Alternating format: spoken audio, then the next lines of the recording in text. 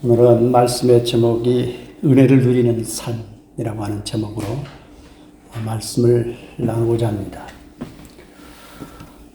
철학자이면서 신학자인 키에르케고르라는 분이 있습니다.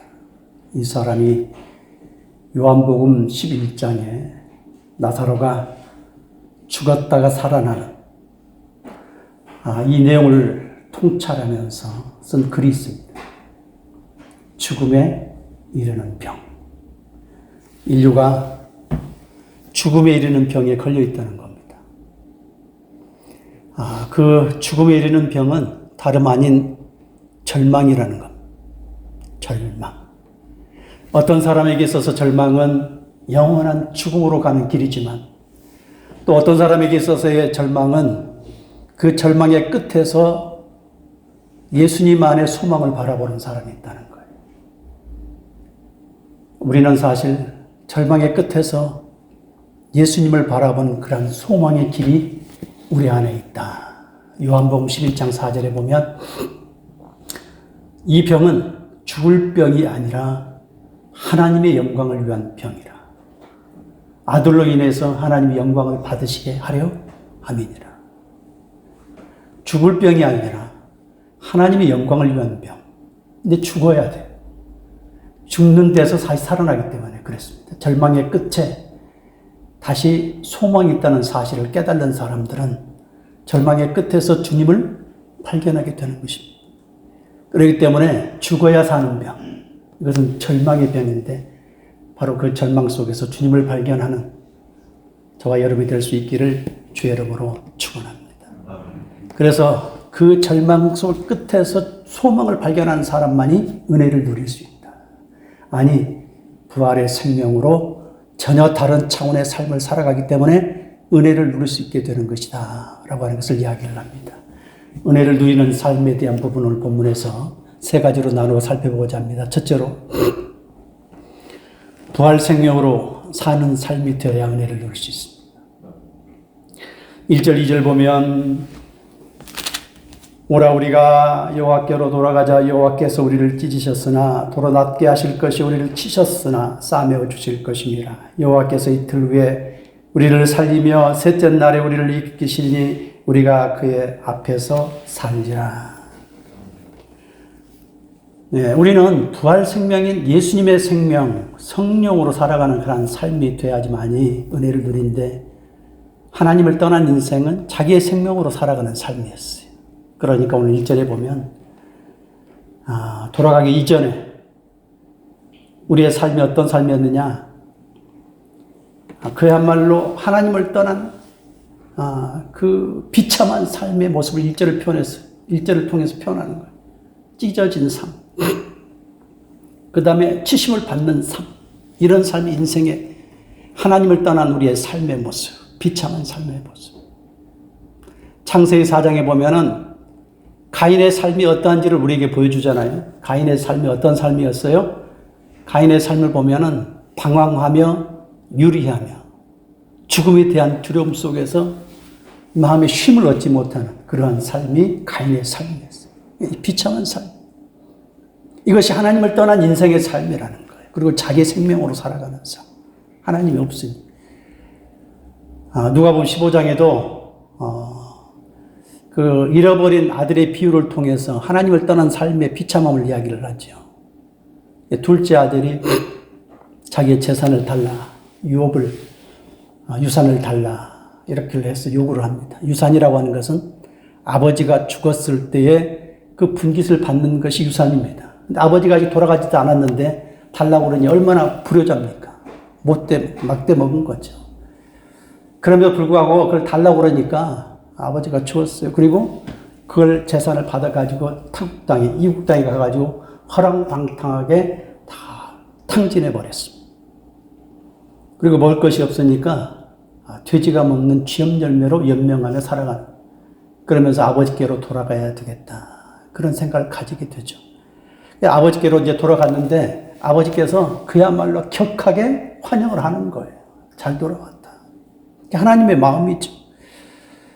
그러면서 이제 옷을 입혀주고 가장 좋은 옷을 내어다가 입혀주고 손가락질을 끼워주고 그 다음에 신발을 신겨주죠. 이거는 어떤 걸 상징할까요? 옷이라고 하는 것은 신분을 상징하는 겁니다. 신분의 회복. 그동안에는 너가 네 맘대로 살아왔다가 그야말로 세상의 비참한 인생의 삶에서 이제 이 하나님의 자녀로서의 신분이 회복된 거예요. 그리고 손가락질 끼우는 권위를 회복시키는. 그 다음에 신발을 신겨줬어요. 여러분, 종은 신발을 신지 않습니다. 일꾼들은. 하나님의 자녀만이 자유자로서 살아갈 수 있는 위치까지 높여놓은 거죠. 다 회복이 돼. 회복돼. 자, 우리가 이처럼 정말 주님 안에서 살아가는 삶의 생명은 전혀 다른 차원의 삶이에요. 그야말로 이 안에서 풍성함을 누릴 수 있는 삶이에요. 하나님을 떠난 인생 자체는 두려움, 유리함, 방황함, 그야말로 인생의 비참함이 우리의 삶의 현주소라고 그러면 주님 안에서는 그런 환경이 있음에도 불구하고 우리 안에 느끼는 내면의 평안함과 안식과 쉼이라고 하는 것은 차원이 다릅니다. 왜냐하면 생명의 능력을 누리기 때문에 그러하다. 부활 생명의 능력이 우리 안에 있기 때문에 그 환경에 우리는 넘어가지 않는다라고 하는 것이죠. 그래서 오늘 본문의 이야기를 하잖아요. 오라 우리가 여호와께로 돌아가자. 슈브라고 하는 단어는 제가 늘 이야기하지만 돌아간다, 회개한다 라는 이 단어는 사실 우리가 그냥 감정적으로 하나님 내가 잘못했습니다. 눈물 콧물 흘리는 정도 차원이 아니라 주님을 다시 붙잡는 거예요. 주님을 다시 내 속에 꽉 붙들어 매는 거예요. 주님이 없으면 회개가 아니에요. 주님에게로 돌아가지 않는 회개는 회개일 수가 없어요. 우리가 회개한다고 할 때 눈물 콧물 흘리는 것이 회개가 아니라는 사실이에요.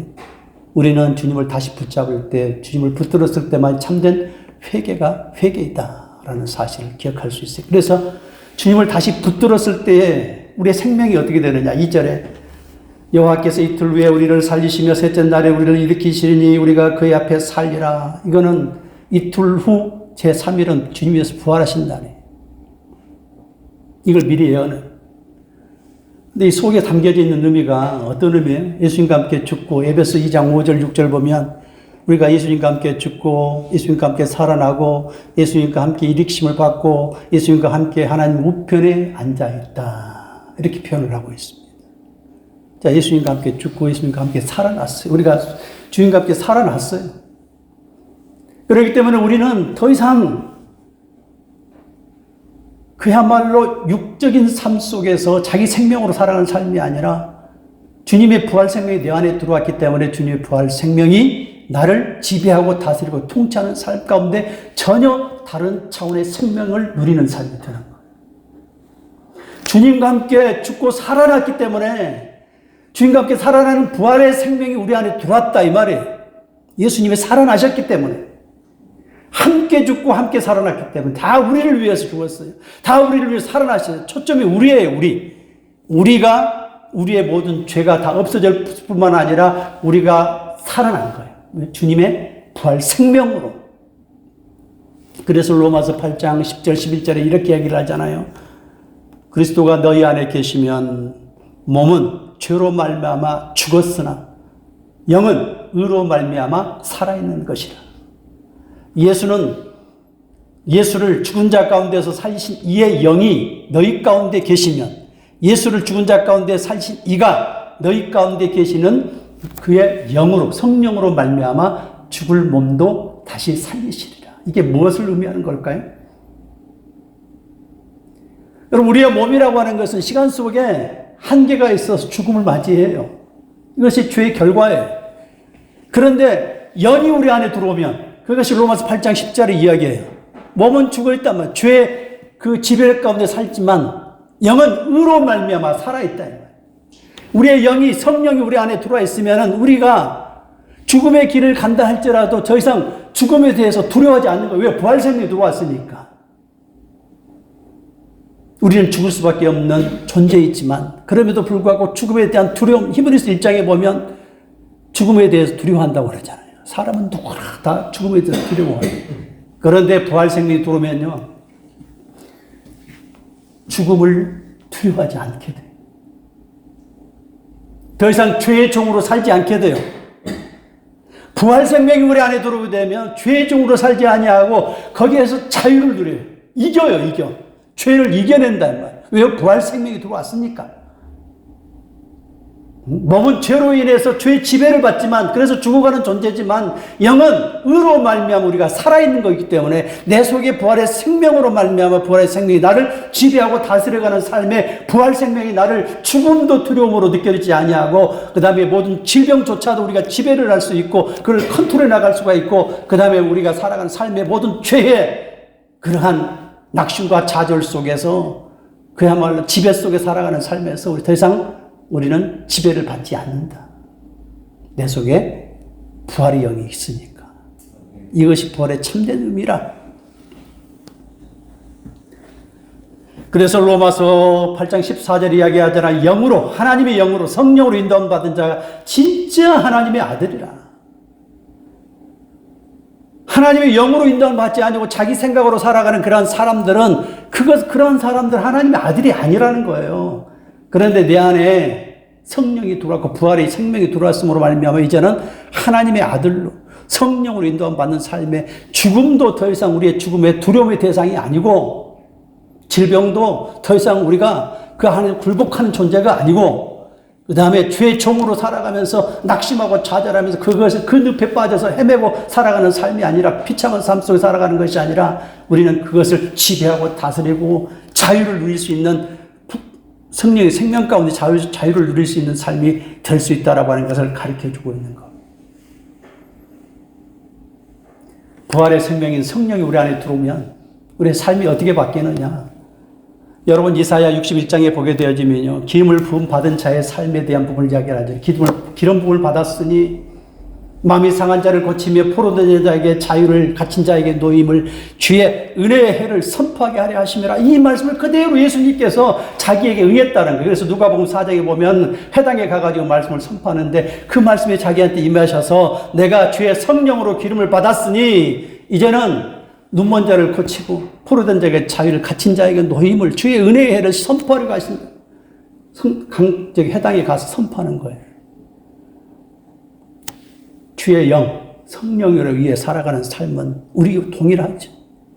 이제는 보지 못한 자가 보게 되고 듣지 못한 자가 듣게 되고 말 못하는 자가 벙어리가 말을 하게 되고 등이 굽고 손이 굽어 있는 자가 다시 펴지게 되어지고 걷지 못한 자 38년 된 병자가 이제 일어나 걷게 되는 그런 모습으로 성령의 역사가 나타나는 거예요. 그러니까 우리가 죄의 지배 속에 죽음의 지배 속에 살아가는 인생의 그 타임테이블에 따라 살아가는 존재였지만 이제는 그 안에 부활의 생명이 들어오니 예수님께서 부활하셔서 우리 안에 부활의 생명을 넣어주셨으니 이제는 우리가 더 이상 죽음도 두려워하지 아니하고 질병 속에 갇혀서 우리는 더 이상 그 지배 속에 살아가는 존재가 아니라 죄의 종으로 살아가는 것이 아니라 이제는 자유를 누린다는 거예요. 왜요? 부활 생명이 우리 안에 들어있어요. 성령으로. 주의 성령으로 기름을 부음받아서 이제는 어떻게 돼요? 사도행전 2장에 요엘서 2장 28절의 말씀을 인용을 하면서 이야기를 하잖아요.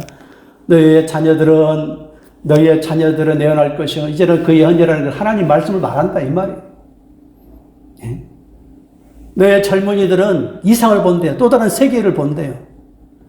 너희의 늙은이들은 소망을 갖는데 소망. 예? 더 이상 미래에 대한 기대와 소망이 없었는데 영적인 눈이 뜨고 성령이 이 속에서 희망을 주는 거예요. 또 다른 세계가 있다는 것을 이거 확신을 주는 거예요. 영적으로 깨달아지는 거예요. 이것이 성령의 능력이라. 부활 생명의 능력이라. 그러므로 우리는 정말 이 부활 신앙은 내 안에 부활의 생명이 들어왔으므로 그걸 누리라. 이틀까지의 우리의 삶의 모습에서 이제는 제3일로 넘어가서 부활 생명으로 사는 삶, 주의 성령의 인도하심을 받아 승리하는 삶, 영광 돌리는 삶이 될 수 있기를 주의 이름으로 축원합니다. 아멘. 두 번째로 은혜를 누리는 삶은 인격적으로 아는 삶이 될 때 가능하다. 인격적으로 아는 삶. 하나님을 인격적으로 알아야 돼. 본문에 보면 3절, 6절까지 그러므로 우리가 여호와를 알자 힘써 여호와를 알자 그의 나타나심은 새벽빛 같이 여김이 없나니 비와 같이 땅을 적시는 늦은 비와 같이 우리에게 임하시리라 하리라. 에브라임아 내가 내게 어떻게 하랴 유다야 내가 내게 어떻게 하랴. 너희의 인애가 아침 구름이나 쉬 없어지는 이슬 같도다. 그러므로 내가 선지자들로 그들을 치고 내 입의 말로 그들을 죽였노니 내 심판은 비처럼 나오느니라. 나는 인애를 원하고 제사를 원하지 아니하며 번제보다 하나님 아는 것을 원하노라. 우리가 주님을 알지 못하는 삶 가운데 살아가는 삶이 아마도 대다수의 사람들이 그러할 것이다라는 것을 우리는 추측해 볼 수 있습니다. 현재 우리들의 모습도. 오늘 본문 속 6절에 이야기하잖아요. 나는 인애를 원하고 제사를 원하지 아니하며 번제보다는 하나님 아는 것을 원하노라. 이스라엘 백성들이 계속해서 하나님 앞에 제사를 드리고 예배를 드리지만 그들이 정말 하나님을 알아서 예배를 드리고 제사를 드리는가? 아니라는 거예요. 그냥 하나님 명령하셨으니까 안 하면 안 되니까 그런 제도와 틀 속에서 행해야 되니까 이스라엘 백성들이 그냥 형식주의로 매너리즘에 빠져서 그 같은 모습으로 살아왔던 이스라엘 백성들. 그러니까 제사는 그냥 의당해야 되는 절차예요, 절차. 그래서 말라기서 이야기를 하잖아요. 얼마나 이 제사를 드리는 게 번패스러운가. 귀찮다는 거예요. 하나님의 성전에 나와가서 예배를 드리는데 계속 나와라. 하나님의 예배를 드리는 그 예배 자체가 너무나 번패스럽다는 거예요. 왜요? 주님이 살아있는 걸 못 느끼니까 이 속에 정말 성령의 역동함을 통해서 정말 이 속에서 느껴지는 그 마음의 예배가 아니니까 그냥 형식화돼서 교회를 나가도 의미가 없고 예배를 드려도 참된 제사 예배인지를 모르겠고 영의 역사를 하지 않으니까. 그래서 중요한 거는요, 하나님을 알라. 제사를 통해서. 제가 지난주에도 이야기했잖아요. 제사는 하나님께 나가는 방법이에요. 레기서라고 하는 것은 와이크라, 카라, 부르다. 뭘로 부르냐? 제사의 제물로 부르는 거예요. 그 제사의 제물이 뭐냐? 바로 너다는 거야, 너가 제사의 제물이다. 너의 피를 드려야 돼. 그래서 히브리서 9장 22절에 이야기를 하잖아요. 피 흘림 없이는 죄 사함이 없다는 거예요. 그래서 예수님이 대신하셔서 무함한 제물로 주님께서 우리를 대신해서 대신의 제물로 주님이 하나님 앞에 가까이 나가는 길을 만드셨어요. 길을 뚫어 놓으셨어요. 네. 그래서 사도행전 4장 12절에 천하 인간의 구원을 얻을 만한 다른 이름을 주신 일이 없고 예수님을 통해서만 오는 길을 뚫어 놓으셨다. 성소와 지성소의 휘장이 갈라지는 사건이 이 휘장이 제거됨으로 말미암아 지성소 안으로 주님의 임재 속으로 들어갈 수 있는 게 천국으로 갈 수 있는 길이 열렸어요. 자, 그러면 이 제사를 통해서 날마다 반복되는 그 제사를 통해서 이스라엘 백성들이 그냥 번뇌스럽다는 거예요. 그래서 이사야 1장에 보게 되면 12절 이하에 그렇게 이야기를 하잖아요. 이스라엘 백성들이 늘 형식화된 그 신앙 속에서 하나님께서 너무 고통스러운 거예요. 받는 게 고통스러워. 수장의 피와 살찐 짐승의 기름에 내가 배불렀다는 거예요. 너희는 마당만 늘 밟고 다니는, 그래서 어쩔 수 없이 그 절차와 제도 속에서 드리는 그 피 흘림과 기름을 하나님 앞에 드리는데 그게 나에게는 너무 번패스러운 거예요. 너무 고통스럽다. 고통. 너희의 마음을 받기를 원한다. 그리고 그 참된 제물 속에서 예수님을 발견하고 구원의 길을 발견해서 너희가 구원의 길로 들어가고 어떤 모습으로 너희가 살아야 될지에 대한 부분들을 고민하고 생각했으면 좋겠는데 하나님을 알지 못하고 그냥 형식화된 제사의 제물 신앙이었다라고 하는 것을 이야기를 하죠. 우리가 오늘날 마당만 밟는 신앙이 아닌가? 이걸 다시 한번 우리에게 지금 비춰주고 있는 것입니다. 우리는 주님을 인격적으로 만나야 돼요. 오늘 본문에 보면 3절, 그러므로 우리가 여호와를 알자. 힘써 여호와를 알자. 그러면 새벽빛같이 이른비 늦은 비와 같이 내려온다. 보인대. 알자. 반복해서 얘기하잖아요. 여러분 마태복음 7장에 보면요. 구하라, 찾으라, 두드리라 이야기하잖아요. 우리가 기도할 때 그것만 인용을 하고 있는데 하나님을 아는 과정도 동일해요. 구하고 찾고 두드리면요, 하나님 보이기 시작해요. 로마서 10장 17절에 보면은 믿음은 들으면서, 들으면 말씀에서 나는데 말씀을 들음으로 믿음이 생기는 거예요. 안 듣는데 어떻게 여러분 믿음이 자라요? 생길 수가 없죠. 하나님 말씀이 선포되는 자리, 성경을 연구하는 자리. 그래서 사도행전 17장에 보면 베레와 교인들이요, 간절한 마음으로 하나님의 말씀을 받고 과연 그러한가 상고하니라. 우리의 내면의 본질이 주님을 받아들일 수 있는 자세가 돼야 되고, 연구할 수 있는 자세가 돼야 되고, 주님의 성령의 역사가 내 속에 역사할 수 있는 것을 마음에 오픈할 수 있어야 돼. 알고 알아가야 돼요. 구하고 찾고 두드리는 과정을 통해서 이게 중언법을 통해서요. 그렇게 강하게 이야기하는 거예요. 찾고 찾으라 이 말. 똑같은 말을 반복하기 싫으니까 구하고 찾고 두드리라 이야기하는 거예요. 그걸 한마디 표현하면 찾고 찾으라 이야기를. 하나님도 자기를 찾고 찾으면 어떻게 한다고 지금 본문의 이야기를 하잖아요. 오늘 본문 속에서 아침 새벽빛같이 아침에 태양이 반드시 떠오르잖아요. 그러니까 예외 없이 그렇게 찾는 사람에게는 주님이 나타나십니다. 아침이 되면 태양이 떠오르는 것처럼 그렇게 찾고 찾으면 인격적으로 주님이 만나 주셔서 주님을 보여주십니다. 알게 해주십니다. 그래서 오늘 본문에 그 다음에 또 이야기를 하잖아요. 비와 같이 땅을 적시는 늦은 비와 같이 이른 비와 같이 늦은 비와 같이 만약에 이른 비와 늦은 비가 오지 않으면 농사를 짓지 못하잖아요. 반드시 와야 돼요. 그런 것처럼 반드시 온다는 거예요. 하나님을 구하고 자꾸 두드리면 하나님을 알아가기 노력을 해서 그 하나님을 도움을 구하면 하나님 우리 앞에 쫙 나타나시고 그려지게 되고 주님을 만나게 된다 이 소리예요. 여러분 우리는 알아갈 때 믿음이 자라죠. 요한일서 2장 12절 이하를 보게 되면 믿음이 자라는 과정에 보면 내가 구원을 얻었다는 것에 대한 이 어린아이 신앙에서 청년의 신앙, 말씀을 더 깊이 알아가는 신앙으로 자라가면서 어른의 단계로 넘어가잖아요. 내가 하나님을 알았으며 하나님을 알다, 야다라는 단어가 인격적으로 하는 거예요. 인격적으로. 그냥 지식으로 하는 거예요. 여러분 세상에 똑똑한 사람들은 얼마나 많아요. 여러분 성경을 달달달 외워버릴 정도의 사람들이 많아요. 그럼에도 불구하고 난 놓고 기억자를 몰라도 주님을 아는 것은 주의 성령이 우리를 깨닫게 해주실 때 알게 되는 것인데 성경은요. 주님이 우리에게 깨닫게 준 은혜가 더해져요. 그렇게 해서 주님이 인격적으로 알아가게 되면은 우리가 이 속에서 삶의 변화가 찾아오게 되는 것입니다. 그리고 히브리서 6장 7절에 보면은 그렇게 이야기를 하잖아요. 하늘에서 내린 그 비를 쭉 계속해서 맞게 되면 합당한 채소를 맺게 되는 합당한 채소를 맺지 아니하면은 가시덤불과 엉겅퀴를 내게 되면 하나님께 불살라 버린다고 그러잖아요. 합당한 채소는 뭐냐? 예수님으로 열매 맺는 거예요. 계속해서 비가 지금 강단에 선포되는 은혜의 단비가 주룩주룩 쏟아져서 이렇게 선포될 때 여러분 가슴을 적셔요. 적실 때마다 이제 누구로 여러분들이 열매를 맺어요? 예수님으로 이 속에 맺어지는 열매. 주님으로 맺혀지는. 주님을 인격적으로 이제 알아가게 돼서 열매를 맺게 되고 그 열매를 맺는 삶을 통해서 어떻게 돼요? 헌신하고 자발적으로 하나님 알아가는 그 삶 속에서 누가 시키지 않아도 시키지 않아도 나오지 말라고 해도 헌신하지 말라고 해도 주님의 일을 하지 말라고 해도 그 속에서 나오는 영이 하나님의 영이 역사를 하기 때문에 내버려도 하는 거예요. 그러니까 사실 우리 자녀들에게도 제일 중요한 게 뭐냐면 이 하나님을 막 만나라 해서 만나는 게 아니라 그가 진짜 하나님을 만나게 해주면 그 속에 하나님의 영이 역사를 하는 거예요. 그러니까 중요한 게 인격적으로 만나는 거예요. 인격적으로.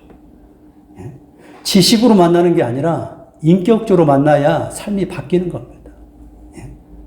그렇지 않으면 절대 변화가 안 돼요. 바깥에서 아무리 변화되라, 바뀌어라, 잔소리를 해도 안 되는데 진짜 하나님을 인격적으로 만나는 사람은 만나는 자녀를 포함한 모든 사람들은 삶 자체가 바뀌어버려요. 인격적으로 만나는 삶의 변화가 이렇게 차이가 난다라고 하는 것을 우리에게 가르쳐 주고 있습니다. 예수님을 인격적으로 알아 열매 맺는 삶을 통해서 주님을 증거하는 삶이 될 수 있기를 주의 이름으로 축원합니다. 세 번째로 언약 안에 머무는 삶이 되어야 은혜를 누릴 수 있습니다. 7절부터 11절까지 그들은 아담처럼 언약을 어기고 거기에서 나를 반역하였느니라. 길러선 악을 행하는 자의 고울이라. 피 발자국으로 가득 찼도다. 강도 때가 사람을 기다림 같이 제사장의 무리가 세금 끓여서 살인하니 그들의 사고로 행하였느니라. 내가 이스라엘 집에서 가증한 일을 보았나니 거기서 에브라임은 음행하였고 이스라엘은 더럽혀졌느니라. 또한 유다여 내가 내 백성의 사로잡힘을 돌이킬 때에 내게도 추수할 일을 정하였느니라. 여러분, 언약을 벗어나는 삶은요, 언약은 예수님이에요. 예수님 자체. 우리가 예수님을 벗어난 삶은 비참. 하나님이 처음에 약속했잖아요. 선악과를 통해서 그 다음 단계가 생명나무를 보게 하고 가서 가는 과정인데 그 선악과의 언약의 약속을 행위의 언약을 저버렸어요.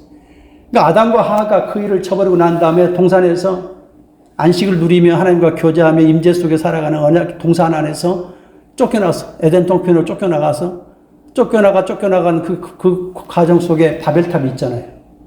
바벨탑은 철저히 하나님을 벗어난 언약을 벗어난 삶, 인생의 삶이에요. 그래서 창세기 11장에는 거기서 멈춰요. 인생이 늘 범죄하는 삶의 결과예요. 그렇기 때문에 하나님이 반복 똑같다 이 말이에요. 인류 자체가. 그렇기 때문에 12장부터는 은혜의 언약을 아브라함을 통해서 전혀 다른 차원으로 이제 성경의 계시록까지 다 기록하는 거예요. 하나님이 인생의 인류가 바벨탑과 같은 인생의 삶의 결과로 살아가는 존재라고 하는 것을 보여주면서 더 이상 기록할 필요가 없는 거예요. 그러면서 아브라함을 통해 하나님이 은혜의 언약 안으로 들어오도록 만들게 하는 작업을 하고 계시는 거예요. 그래서 하나님을 떠난 인생은 완전히 다 망한 인생이라는 걸 보여주는 거예요. 그래서 아담의 불순종으로 말미암아 이제 죄가 시작이 됐잖아요. 그 죄의 시작이 오늘 본문에 보면은 북이스라엘, 지금 호세아가 선지자가 이야기하는 북이스라엘이 어떤 사람들이냐면 오늘 본문에 보면 반역하고 7절에 반역하였느니라, 9절에 살인했느니라, 10절에 음행했느니라, 11절에 사로잡혔느니라. 전부 다 반역, 살인, 음행, 사로잡힘의 삶이 하나님을 떠난 인생의 삶의 모습이라고 하는 것을 이야기를 해주고 있는 거예요. 인생이 그러하다는 거예요. 하나님을 떠난 인생은요, 하나님을 반역해요. 그게 바벨탑 아니에요, 바벨탑. 창세기 4장에 가인이 아벨을 죽인 살인사건이 시작되는 거 아니에요? 하나님을 떠난 인생은 그래요. 그 다음에 여기서 음행이라고 하는 것은 하나님을 떠나면 그 빈자리에 누구를 채우냐? 우상을 채워요. 근데 우리가 사람의 약점이 뭐냐면 보이지 않는 하나님을 섬기는 것보다 보이는 우상에 빨리 흡수돼요. 그래서 세상의 우상들은요, 눈앞에 보이는 것을 전부 다 보여줘요. 보여줘. 화려하게 보여줘. 형상을 보여줘. 사람들은 형상을 보여주면 금방 혹해요. 여러분, 진짜 믿음은 보이는 것으로 보이는 거야. 히브리서 11장 이야기하잖아요. 우리가 보이는 것을 믿는 게 아니라는 거예요. 보이지 않는 것을 믿는 게 진짜 믿음이라는 거예요. 보이지 않는 걸 뭘로 믿어요? 믿음으로 보는 거예요. 믿음으로. 그래서 이 10계명 중에 1계명, 2계명이 전부 다 그렇잖아요.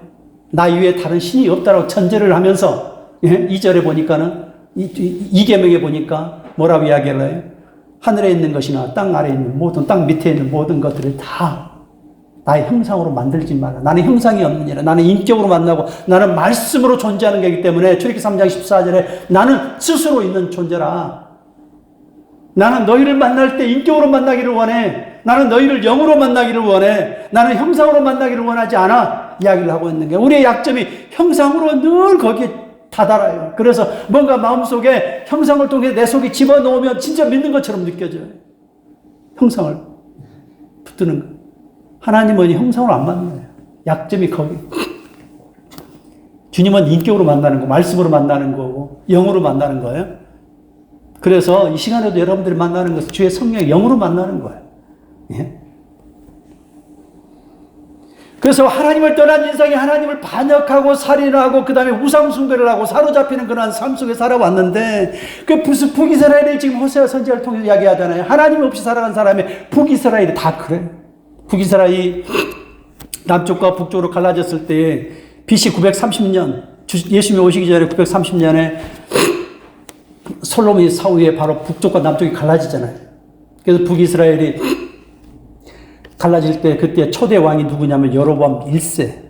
여로보암 1세가 이제 남쪽에 정통성을 가지고 있잖아요. 남쪽에 예루살렘 성이 있고 성전이 있으니까 두려운 거예요. 자기가 숫자가 훨씬 더 많지만 남쪽으로 사람들이 다 예배하러 가게 되면 절기 때마다 가게 되면 마음을 빼앗길 것이고 그러니까 두려워가지고 어떻게 되느냐면 그들 입장에서 최남단이 어디냐면 베델이 그 다음에 그들 입장에서 최북단이 단지역이에요. 거기 두 군데다가 성전의 모양을 비슷하게 만들어 놔가지고 거기에서 제사를 드려요. 그 제사를 드린 것이 제사장을 그냥 아무나 임명해요. 레위 족속을 임명한 게 아니라 아무나 임명해. 누구를 임명해? 칼 잘 쓰는 사람. 우리 같으면 백정이라고 표현하잖아요. 동물을 잘 잡을 수 있는 사람, 각을 잘 뜰 수 있는 사람. 사실은요, 하나님이 원하시는 거 뭐냐면, 칼 잘 쓰는 게 이런 게 아니라, 하나님 말씀을 가르치고 제사의 방법, 하나님께 나가는 그 길을 바로 제시할 수 있는 레이를 하나님께서 그들을 선택하시고, 임명하시고, 일을 하도록 하는 것은 하나님의 앞에 가는 길을 가르치는 거예요. 그냥 각을 잘 뜨는 게 아니라니까요. 칼잡이처럼. 하나님 그거 원하는 게 아닌데 그걸로 아무나 그냥 임명을 했다. 칼 잘 쓰는 사람. 그 다음에 절기도 바꿔버리죠. 절기는요, 예? 그 6월절이나 초실절이나 수장절에 다 의미가 있다고 그랬잖아요. 그런데 한 달을 늦춰버려요. 왜요? 저 북쪽에는 단지역은요, 그 헐몰산이 있기 때문에 산이 높아가지고 추워요. 그러면 고도가 높으니까 어떻게 돼요? 곡식들이 늦게 익잖아요. 늦게 익으니까 한 달 늦추면 인간적인 생각으로 야 이게 맞다 이렇게 생각할 수 있을 거 아니에요? 한 달 늦게 익으니까 늦게 익은 그 과일들을 하나님 앞에 갖다 바치고 수장절로서 지키면 되지 않겠느냐. 근데 하나님이 그게 변개의 시작점이에요. 하나님이 본래 그 말씀들을 통해 절기를 통해서 예수님을 보이고자 하는 게 다 틀어지는 거예요. 농사의 절기가 다 맥이 연결되어 있어요. 엉망이 되는 거예요. 엉망. 그래서 북이스라엘의 타락일로 가는 거예요. 근데 이게 다 이제 바뀌기 시작을 하는 거예요. 언약 안에 머무는 삶으로 바뀌게 되어지면 우리는 그 생명나무를 안을 붙들고 살아가게 될 뿐만 아니라 예수님을 붙들고 살아가는 삶. 그 언약은 뭐냐? 예수님이라고 그랬지 않습니까? 아브라함이 창세기 15장에 언약의 씨에 대해서 이야기할 때 그 언약의 씨를 바라볼 때에 그 씨가 이삭만이라고 그랬어요? 아니라고 그랬잖아요. 이삭을 통해 누구를 바라봐요? 예수님 보는 거예요. 예수님. 예수님. 여럿을 가르쳐. 너희 자손들이라 하지 아니하고 오직 한 사람을 가르쳐 자손이라고 했으니 곧 예수 그리스도라. 그 씨가 예수. 사무엘하 7장 12절에 역시 마찬가지예요. 다윗에게도 하나님께서요. 그 이제 후사에 대한 걱정이 있지 않겠습니까? 솔로몬을 주신다고 할 때 그 솔로몬의 씨 통해서 영원한 통치자의 자리 보좌를 주리라. 근데 솔로몬만 이야기하는 건가요? 아니죠. 솔로몬을 통해서 예수님을 이야기하시고. 솔로몬을 통해서. 그러니까 다윗도 아브라함도 전부 다 예수님을 보고 있었어요. 다 주님을 보고 있었어요. 그 언약 안에서 머무는 삶이 얼마나 큰 축복인지를 계속해서 보는 거예요. 믿음이 있는 자는 아브라함과 함께 복을 받을지라. 아브라함은 그 믿음을 우리도 갖는 사람에게는 동일한 그 복을 받는 거예요. 그래서 아브라함이 받았던 그 언약의 언약을 붙드는 그러한 신앙이 올해 우리에게도 그의 똑같은 모습으로 다가온다면, 붙든다면 그 복이 우리에게도 동일하게 다가온다라고 하는 사실을 가르쳐 주고 있는 거예요. 이게 다 바뀌는 거예요. 그래서 하나님 없이 살아가는 그 삶의 언약 바깥에 살아가는 삶의 반역, 살인, 음행, 사로잡히면 삶이 다 바뀌는 거예요. 언약 안에 살면은, 주님 안에 살면요, 주님이 책임지시니까 그 안에 삶이 바뀌는데, 생명에 있는 삶으로 바뀌는데, 반역이 아니라 충성의 삶으로 바뀌는 것이고, 살인이 아니라 생명을 살리는 삶으로 바뀌어요. 여러분, 주님 안에 주님의 생명이 들어오면요, 우리는 사람을 죽이는 삶이 아니라 사람을 다 살리는 쪽으로 바뀌어가요. 생각이 바뀌는 거. 그 다음에 음행이 아니라 이게 우상숭배예요. 우상숭배가 아니라 하나님만 바라보게 되는 것입니다. 살아계신 하나님. 다른 건 옆에 눈도 주지 않습니다. 11절에 사로잡힌 것이 아니라 이제는 어떻게 돼요? 자유를 누리는 삶이 되는 것이죠. 언약 안에서 예수님 안에 살아가는 삶의 모든 게 다 풍성함을 누리는 거예요. 요한복음 10장 10절에 내가 너희에게 온 것은 도둑질하고 죽이고 멸망시키러 오는 거예요. 사단은요, 죽이고 멸망시키는 목적이 있어요. 그러나 주님은 내가 너희에게 온 것은 양으로 생명을 얻게 하고 더 풍성히 얻게 하려 하심이라. 우리에게 구원도 주실 뿐만 아니라 더 풍성하게 우리에게 현재 살아가는 삶 속에서의 주님이 주시는 풍성한 것들을 다 누리게 하시는 거예요. 그래서 생명도 누리게 하시고 생명도 살려가게 하시고 하나님만 섬기게 하시고 자유도 누리게 하십니다. 사로잡혀서 죄의 종으로 살아가는 삶이 아니라 이제는 자유를 누리게 하는, 진리를 알지니 진리가 너희를 자유케 하리라.